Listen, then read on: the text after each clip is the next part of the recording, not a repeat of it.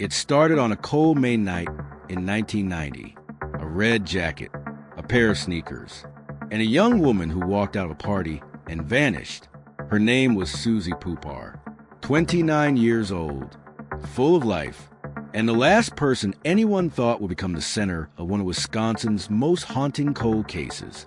When hunters found her body 6 months later in the middle of the forest, buried under branches and leaves, the town of Lac du Flambeau was never the same again. This wasn't just a murder. It was a cover-up buried under decades of silence. And to this day, no one has ever been held accountable. May 19, 1990, Lac du Flambeau, Wisconsin. Suzy was at a house party on Wildcat Road, a typical Saturday night in the reservation community. Music, laughter, beer bottles clinking. Friends said she seemed relaxed, maybe a little tired, but happy. Around 1 a.m., she told a few people she was ready to go home. One man, Big John Johnson, claimed he gave her a ride. But here's where it gets strange. At first, he said he dropped her off near her mother's house. Then he changed his story, said she never made it into the car at all. And later, when questioned again, he claimed he was too drunk to remember what happened. Witnesses disagreed on everything. Some said they saw her leave with Big John. Others swore she walked off alone into the night. And the police didn't move fast enough. By the time a search began, hours had turned into days. Days into weeks. Suzy Poupart was missing, without a trace. It wasn't until November 22nd, 1990, 6 months later, that hunters deep in the woods stumbled across something they would never forget. A shallow grave, half covered in branches and dirt. And inside, the decomposed remains of a woman wearing a red jacket and white sneakers. Dental records confirmed it. It was Suzy. Her body was found miles away from where she was last seen, near a remote logging trail. Her clothing was intact, but there were signs of blunt force trauma to the head. There was duct tape nearby, and evidence that suggested she might have been sexually assaulted. But here's where things got even stranger. The crime scene had been disturbed. Evidence bags later went missing from the station, and reports mysteriously disappeared from the official file. It was clear someone didn't want the truth to come out. Detectives turned their attention back to Big John, the last person known to have seen Suzy alive. He was questioned multiple times, failed portions of a polygraph test, and his truck, a dark blue pickup, was reportedly seen near the area where her body was found.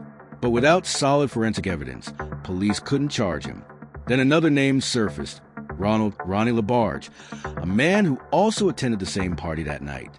Witnesses claimed Ronnie was obsessed with Suzy, jealous, possessive, and known for violent outbursts.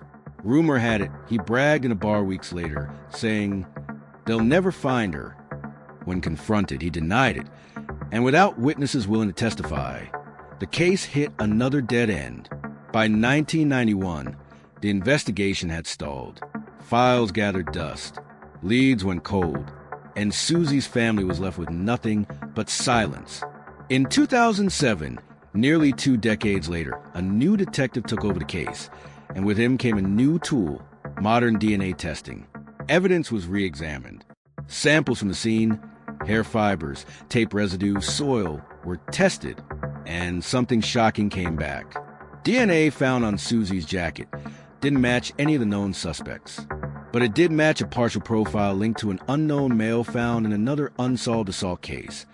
In Minnesota, 200 miles away, the FBI got involved. The theory: could Suzy's killer have been a traveling offender, someone moving between small towns, targeting women, leaving no pattern behind? To this day, that DNA has never matched anyone in the national database. The killer, if still alive, is out there. Over the years, rumors have swirled. Some believe Suzy was killed by someone she knew, that the local community protected her murder out of fear or loyalty. Others think she was a victim of an outsider, a predator passing through the reservation who struck and vanished. But one thing remains clear: someone knows something. Her family has never stopped searching for answers. Every year, on May 19th, they gather at the woods where her body was found. They light candles, share stories, and pray for justice. In an interview, her sister once said, We don't want revenge. We just want peace. We just want to know what really happened. And that's the heartbreaking truth of it all. 35 years later, the silence still screams louder than any words ever could.